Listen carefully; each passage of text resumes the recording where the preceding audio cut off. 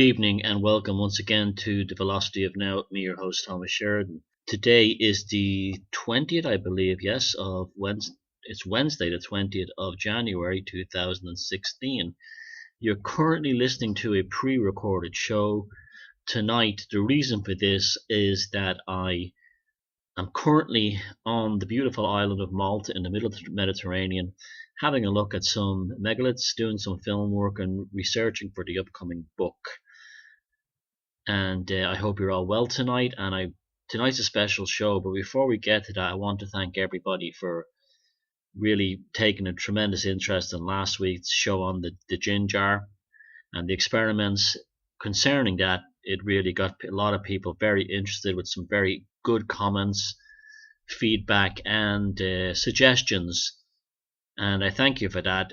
I come to the conclusion that even though I don't know what it is, it could even be a tulpa, I have brought it back to Lachine House and released it. I burned the sigil and I put the snow quartz crystal back on the beach where I found it, just in case I am dealing with some kind of, I don't know, nature spirit, or shall we say spiritual feral wildlife or whatever. And a few people suggest this and they're right. And so just in case, it's back where it started. It may even be from the Middle East originally, for what we know. It may be nothing, but it was a tremendous experiment, and it was something I'm very, very glad I did, because it allowed us to look at these topics and subjects, and that's the purpose of my work, to look at topics and subjects that are often ridiculed, ignored, laughed at, or worse of all, presented in a dogmatic, a religious, or a structured, codified context, immediately imposing a structure and a symbolism and a specific meaning upon them.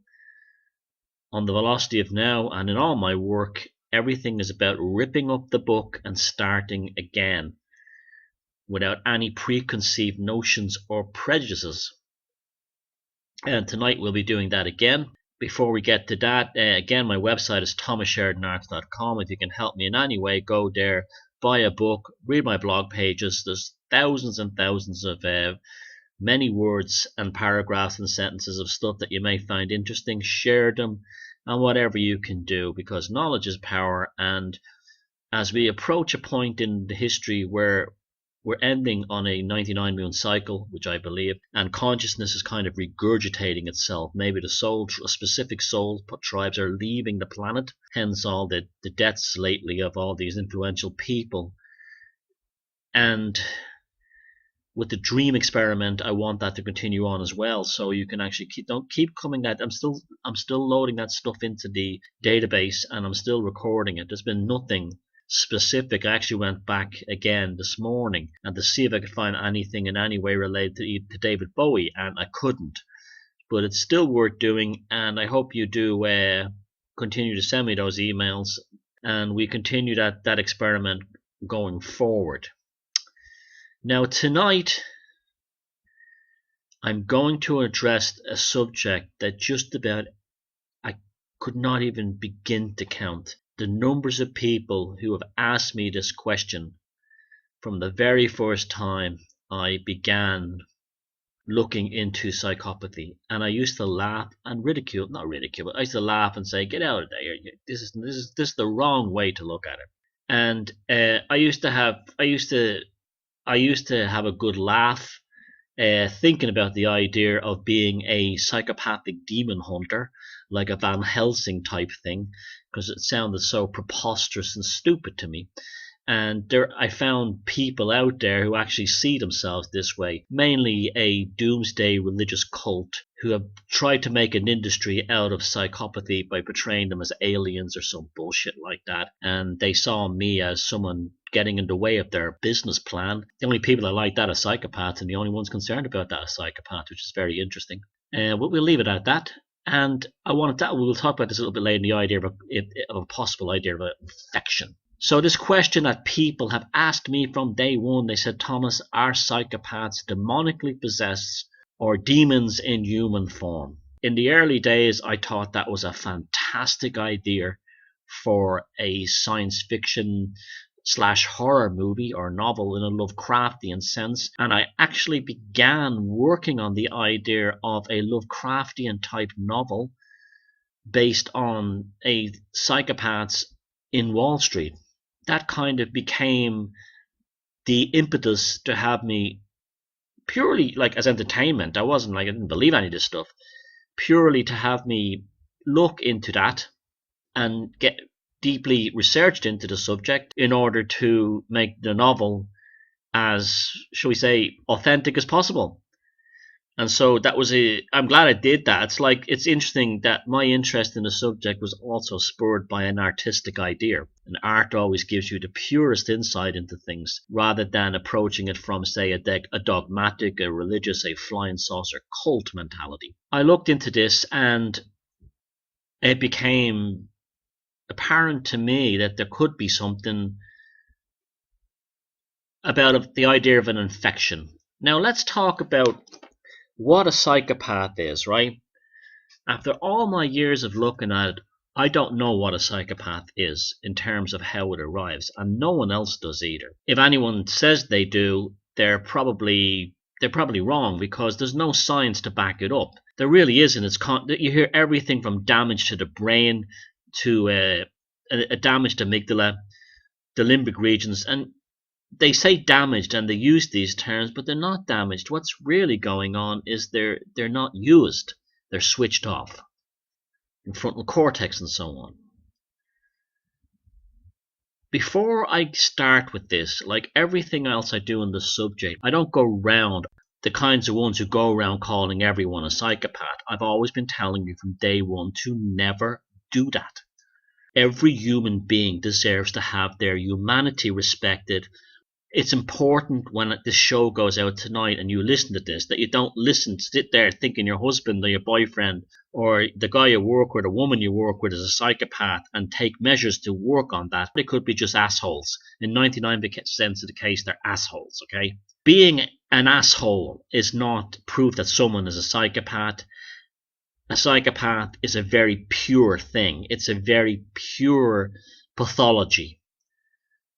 And this is what I'm dealing with tonight, not your boss who is a bit of a dick, not your boyfriend who screwed around on you, not your ex-wife who ran off with your brother-in-law or sister-in-law.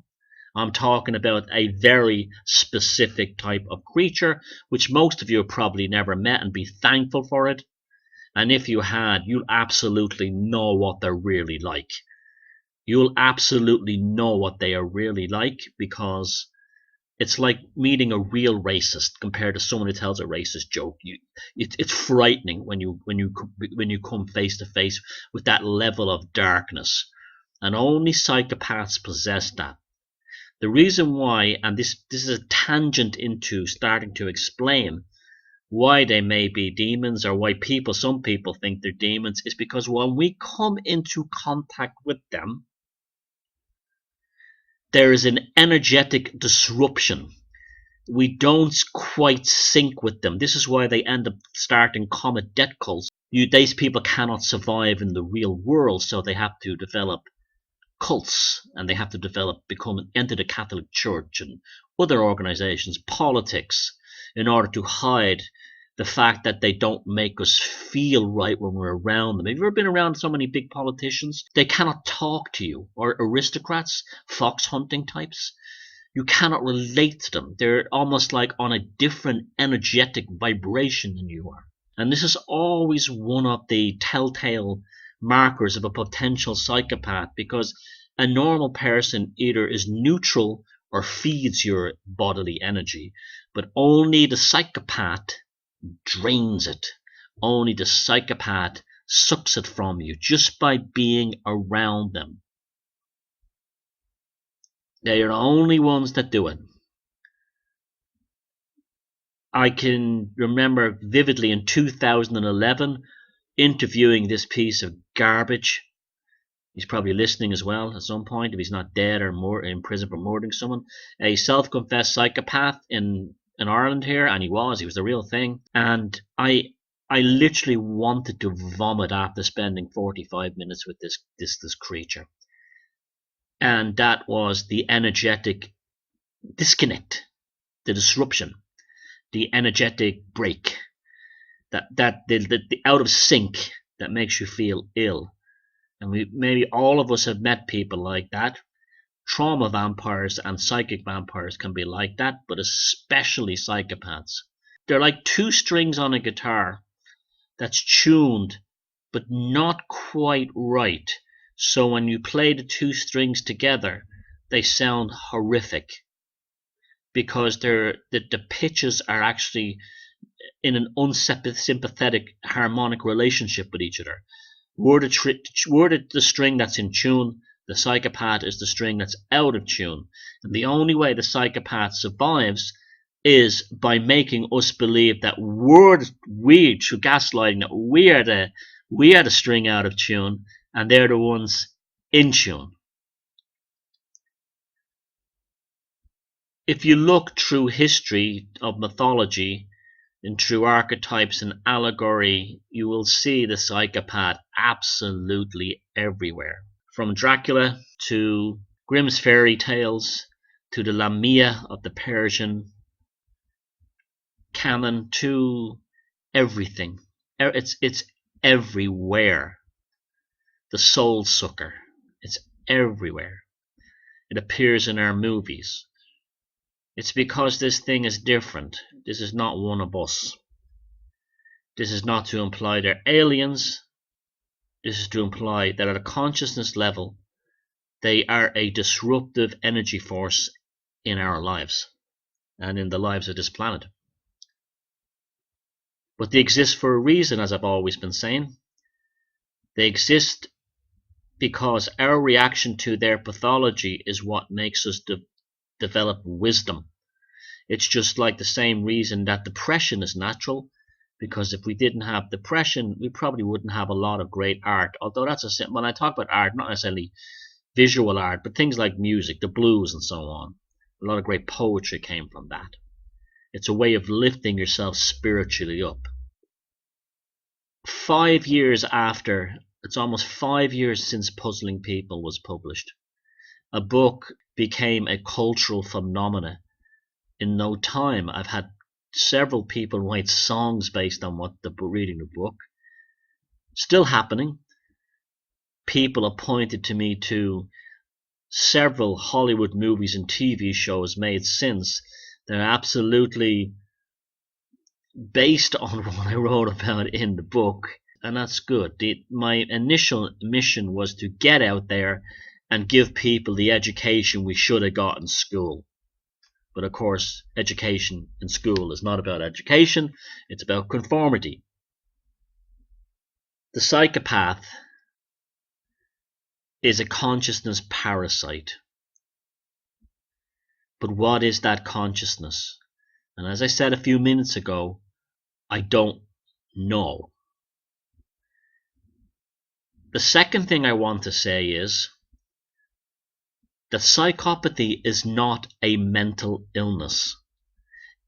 They are able to function perfectly.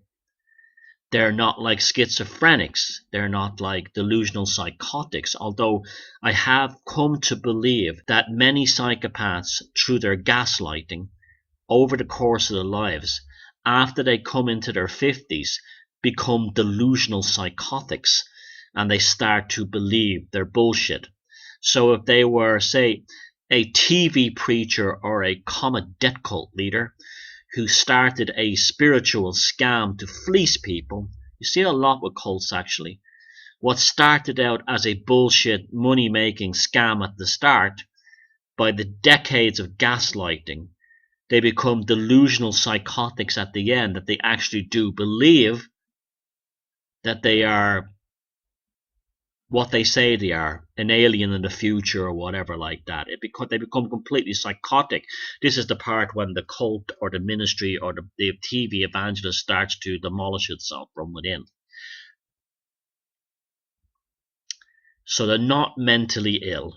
So anyone who says, I'm picking on people who are mentally ill by going back to the Middle Ages and talking about demons, psychopaths are not mentally ill. They are more in control of their faculties and their agenda than you will ever be. You will never be as prudent, as specific, and as ruthlessly well joined up cognitively in terms of pathological predatory behavior as they are. If anything, we're made mentally ill by them. But psychopaths are not mentally ill. So those of you who say, I'm stigmatizing unwell people, you are wrong. 100% wrong.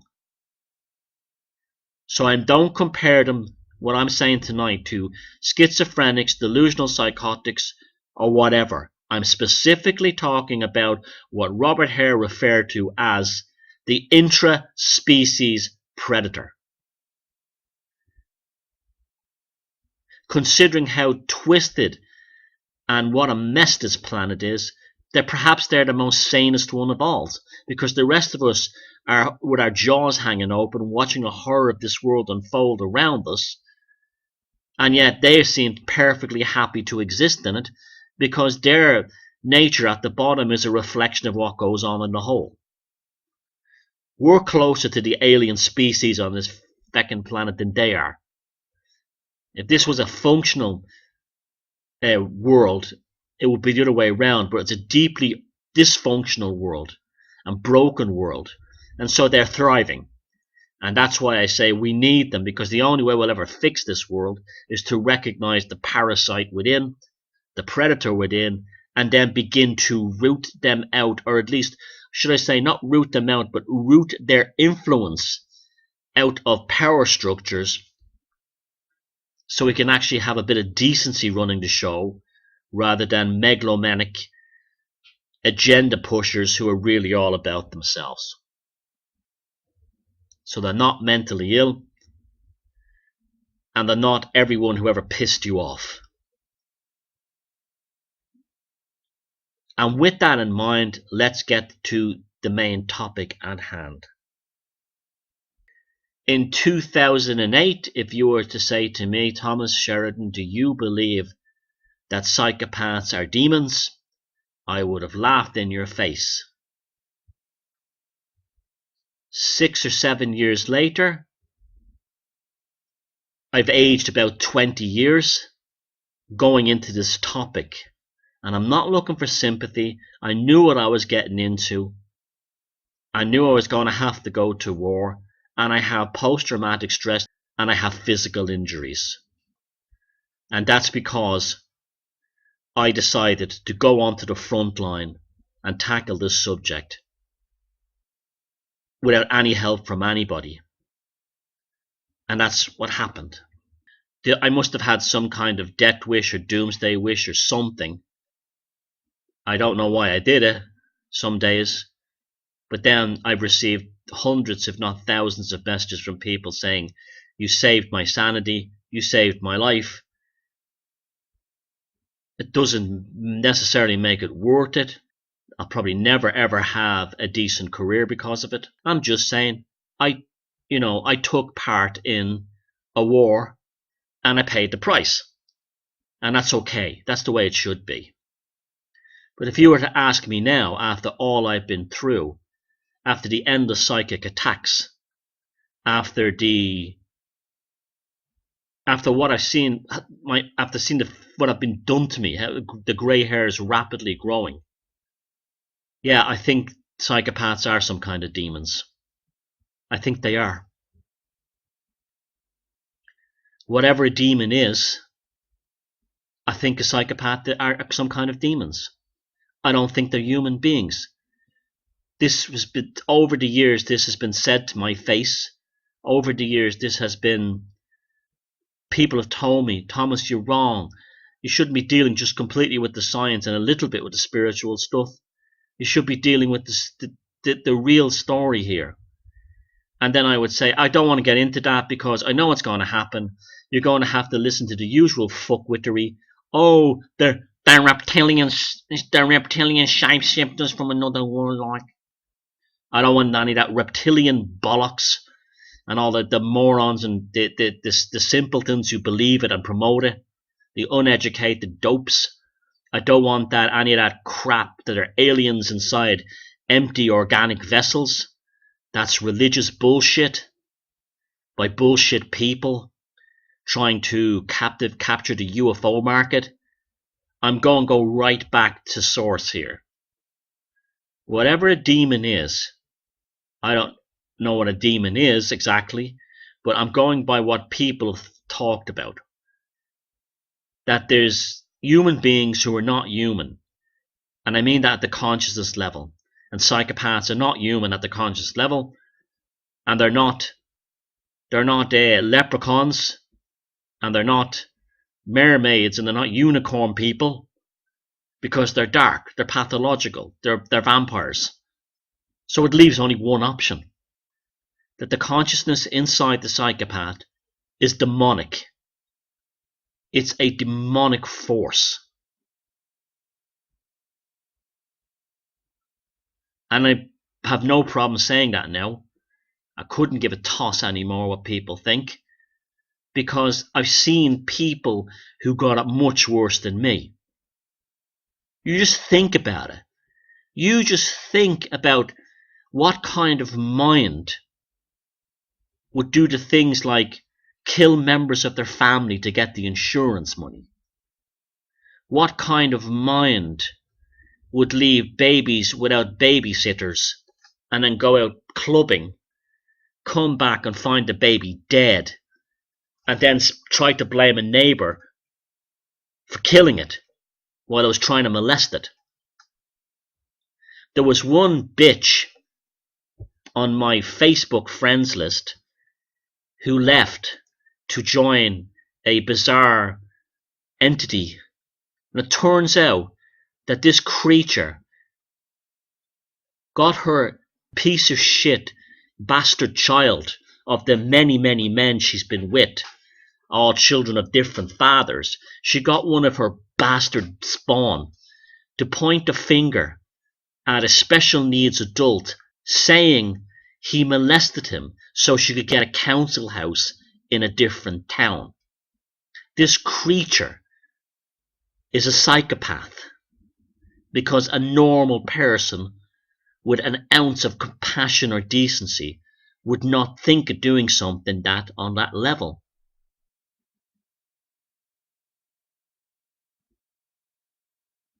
Psychopaths are demons. Psychopaths create infection. And this is why I stress no contact ever again. This is why members of cults become psychopaths, proto-psychopaths, like the cult leader, using the same terms they did, running their scams for them, and attacking completely innocent people who never did them any harm, on behalf of the spawning psychopath at the center of the pathological pool of piss they swim in. This is purity of evil. This infection has spread.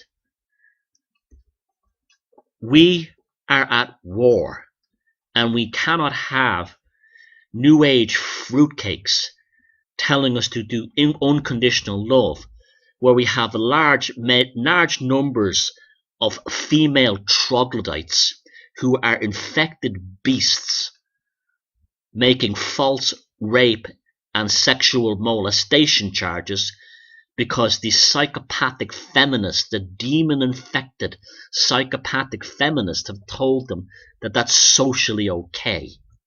In the same way, we cannot have these Syrian refugees who you could easily see videos of them gang raping TV reporters and women in their own circle, coming here and raping women in Europe because it is their culture. They are infected too. They're infected because they're stupid, they're ignorant, and they're uneducated. Just like these women who make false rape and sexual molestation charges, if they're not psychopaths, they are infected. And this is why I stress no contact. It is like going to the island where the Medusa Gorgon is without a mirror. The only way you can look, back to the analogy again, at the psychopath is in the reflection on a mirror. You look at that thing directly and you will become infected. That's why even at the height of when puzzling people came out, it only represented about 25% of my work. And now my talk is the first time I've made a video talking about psychopathy in a long fucking time. And now the only reason I'm doing this is because the time has come for me to tell you what I really feel about them. And my work today, I would say, when I talk about psychopathy, I don't touch it even 10%. Because it's dangerous. This purity of pathology is dangerous. You have to be like Perseus. You've got to slay Medusa, not by looking directly at them, but by looking at the reflection in the polished shield or a mirror. And this is why no contact ever again saves you. It saves you from these creatures. Because if they can get into your psyche, and remember, the Greek term for soul is psyche, they can pollute you and turn you into a monster. The atrocities of history were not committed by psychopaths directly often. They were committed by psychopaths who infected otherwise decent people because they looked at them directly. Joseph Stalin, Chairman Mao, Adolf Hitler, Pol Pot, Che Guevara, General Pinochet. This is why they put their pictures everywhere. Che Guevara, a murderous banking psychopath from a wealthy family, his face is everywhere. Look into his face directly, you become spellbound and infected. Just like all these stately homes, silver spoons, vicious morons in groups like the Socialist Worker Party are infected by looking at pictures of his face, just like the ones in the Soviet Union became infected and went on murderous rampages by looking at Stalin's image, just like the ones during the Chinese Cultural Revolution looking at Mao, reading his books. You cannot look at them directly face on. You will become infected too. No contact ever again. The demon, as the old priest said to Father Karras in the Exorcist, the demon is a liar. It's a liar. There are things that happen you in your life that cause you to walk into or force you into consciousness. Mine was a series of bombs that went off in central Dublin when I was 10. I was not well, I was in between three of them, but I wasn't like in immediate danger, but I did hear the bangs, and I did see a window on a shop bending in front of me from the pressure wave, and I saw people, all their clothes all ripped and their faces all black.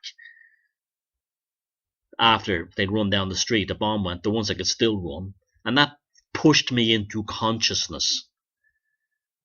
Ever since that point on, I didn't have a childhood where the world was lollipop and, apple cakes. It was like, what the fuck?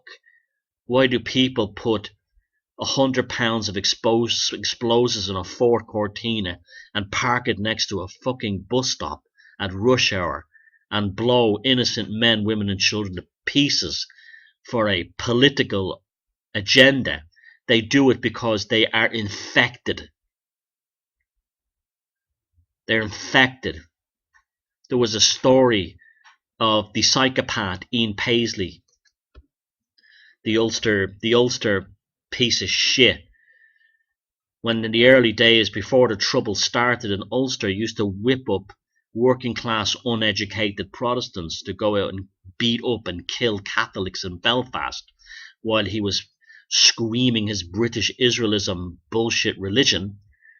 Many of these young men years later confessed that they wished they never ever heard a word Ian Paisley said, because they had murder on their hands, kicking some Catholic to death. They became infected. So how do you avoid infection? Well, when I say infected, that doesn't mean they turn these people into psychopaths, because obviously someone who has recovered to the point where they said, and their conscience kicks back in, it was obviously never a psychopath. The real psychopath didn't give a shit. That's why Ian Paisley, till the day he descended into the scorching fires of hell. There's such a place, there probably isn't. He to be rejuvenated and reborn as a new entity to infect somebody else. They'll never change. That's why he had the shit-eating grin on his face right to the very end, and was going around as the great statesman. They're all like that. The ones who woke up and have the post-traumatic stress, or the compassion. You see, the normal people, when they come out of the haze, like troops who kill people in the Middle East, in Iraq and Syria and so on, they end up blowing the brains out, become alcoholics, because they're hanging themselves, because the infection wears off. The infection never wears off for the demon psychopath. But your infection will. And that's why you don't get infected in the first place. You don't join gangs. You don't join anything that has a leadership structure, even if it's well intended. All leadership structures are eventually taken over by psychopaths. The day will come when the committee chairman or the president or the head of the steering group will be a demon, and he will infect you directly. That's why I don't. It's like Groucho Marx said, I would never join a club that would have me as a member. That's how I feel as well. You stay away. Anything that has a sense of importance or control in society, churches, cults, political parties, anything like that, it will kill you. It will kill you. It will eat you alive. It will turn you into the infected one. And when it all ends, you will feel horrible. And you'll never be the same again. And it's going to be a long road back to feeling healthy and clean again. And a human being cannot do that to another human being. Now, I definitely subscribe to the belief that the shadow in human beings also represents the dark, cold heart of man. That human beings, as the Milgram experiment demonstrated perfectly, if there's an authority figure, this is why I'm always talking about never follow authority figures directly, and don't follow orders directly. Go with what feels morally and ethically and energetically correct to you. This is how people end up doing the most appalling things, is because they ignored those initial feelings and said, well, he's wearing a white coat. Well, he's a minister. Well, she's the politician and she's elected. This is how the infection happens. You have, in many ways, your infection is almost like punishment for denying your personal sovereignty. You know what I'm saying? Like, don't tell me, like, not everyone's got that feeling in the air. Even if they were initially spellbound by the evil politician, after a few weeks or days, things will start to happen where they'll go, oh, I don't like that, and then they shut it off. That's how infection happens. That's how the demonic infection happens. You shut off the doubts. You shut them off, and then the infection spreads to you.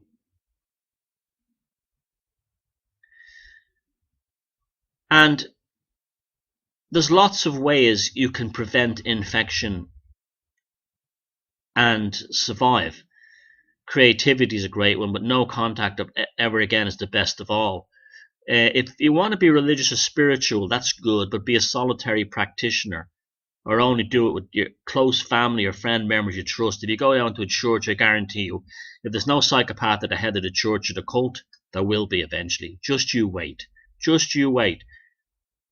They're like pedophiles in a sweet shop, and you're the sweets.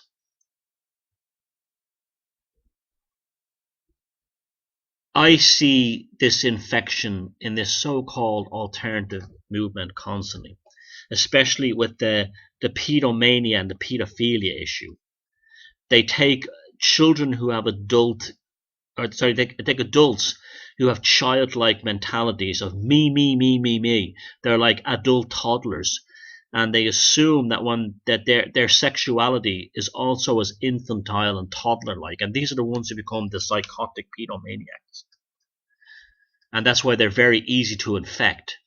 While the main characters who manipulate the pedomania and pedogeddon stuff, they're nearly all psychopaths, and they know exactly what they're doing and how they're controlling it. And you know, as women too. As it's putting down women, I'm just saying that scene they are. And they become infected very easily, and then they become the shock troops of the demon. They're sent out to attack others because they are the shock troops of the demon. I recently saw an email sent by one of the main pedogeddon lunatics, demon-infected ones, demon-infected ones, who said that people shouldn't laugh at comedians because comedians are all schizophrenics and they're all screwed up, and they tell jokes because they're mentally ill. Now that's a psychopath. Only a psychopath would say something like that, because that's as gaslighting as it gets. Telling someone, you shouldn't laugh at jokes, you shouldn't laugh at humor, because there's something wrong with you, is about the greatest gaslighting tactic of a psychopath. Demon. It's about the greatest one because they can't laugh. I'm just interjecting in this recording here. Did you hear that noise when I said this phrase? Demon. It's about the greatest one because they can't laugh. Demon. It's about the greatest one because they can't laugh. Demon. It's about the greatest one because they can't laugh. Now you tell me that this stuff is not real, that we are not dealing with a supernatural entity of some kind, as you hear for yourself on air, that strange growling voice, that strange bizarre sound appeared just like it did on the Savile show when I announced he was a serial killer. But also, humor is a great way to dispel them. Satire. This is what the bards did. Satire is a way of killing them. In the Tibetans, you have the Tibetan practice, you have the idea of laughing at demons. And so they would do that. You would actually have the monks, the Tibetan monks, go out into the forecourt if they believed that there was demons within the presence, and they would laugh at them and chase them off by laughing at them, ridicule. The bard did this, the jester. That's what that's all about. Now, the psychopath and humor is an interesting one. They either don't get it or seek to destroy it, or they have a very superficial laugh. They laugh and they laugh along like that. That's what they're like. They don't. You need to be a human being to really get humor into your soul. You have, because it resonates with it. It's like humor is the thing, like music, it resonates with your soul. But the psychopath doesn't get that because they hate creativity, they hate spontaneity.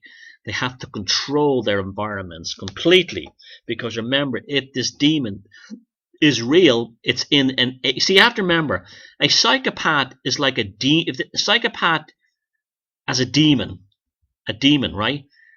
The psychopath is the spacesuit, and the demon is the astronaut in the spacesuit in this reality. Now, you hear people say about the archons and stuff. The archon stuff is a load of bullshit made up by people in the New Age scene. Archon in Greek simply means lord or ruler. They were talking about the bureaucrats in Greek, in Alexandria and in the Middle East in the early days of the church. The Roman Empire, bureaucrats. And then someone decided somewhere, oh, that would be a great one to be demons. It's not demons at all. But they're probably, in an allegorical sense, correct. The same with the jinn and people that inside them. They talk about that. I don't know. Maybe not. I don't know. I think that we'll never understand the demonic consciousness within inside a psychopath, because it's so completely different. It's like listening to an alien language and trying to decipher it with a, you know, an Indo-European Sanskrit, you know, primer. You can't. You just can't. It's like trying to, I don't know. It's just not possible. We'll never know what's in there, but we can see them by their shadow. We can see them by their reflection. Like Medusa, the ones who laid eyes on them turned to stone. That's an allegory, not that they actually turned physically to stone, but they became infected proto-psychopaths who were as cold and empty and as vicious as Medusa. Like Dracula's maidens and the handmaidens, they become mini Draculas. The allegory is everywhere. The allegory is they become Renfields. It's everywhere. And all the stories are the same. Don't deal with them directly. Don't deal with them directly. And so in closing, I still can't believe that sound that came in that part of the tape recording here on Audacity. But there it is. I can't. This is just like the other shows we've done. There's something to this, whether it's a kind of an energetic tulpa being released from me, but this gives you an insight of what my life is like sometimes. Now, I do enjoy my life. Don't think I don't, and I do have many things I'm thankful for. But you look at the videos of the Labyrinth of the Psychopath first video back in 2009, and you look at me now, and I've aged a lot. And that's because I'm a man at war. You don't have to be at war. I'm fighting it for you, and that's okay. That's okay. I'm not putting a guilt trip on you. That's just how it is. Now you know this, and I'm coming out and admitting that psychopaths are demons. They can be nothing else. Don't run out and tell the world. Just don't run out and sacrifice yourself. Keep it in your heart. Learn this knowledge and keep it to yourself, and remain vigilant for the rest of your life, and practice no contact ever again, as if it is a weapon, and it is a weapon you can use to help others and to help yourself most of all. So I hope I gave you food for thought. Thank you, and I'll see you next time. And remember, no matter what, feck 'em if they can't take a joke. You are here to enjoy your life, and not them or what they are will ever stop that. They can only change you or derail you while you're on your path. But if you know about them and what they are, you will feck 'em. And they're the ones who can't take a joke. Thomas Sheridan Arts.com. Thank you. Look after yourselves and be safe.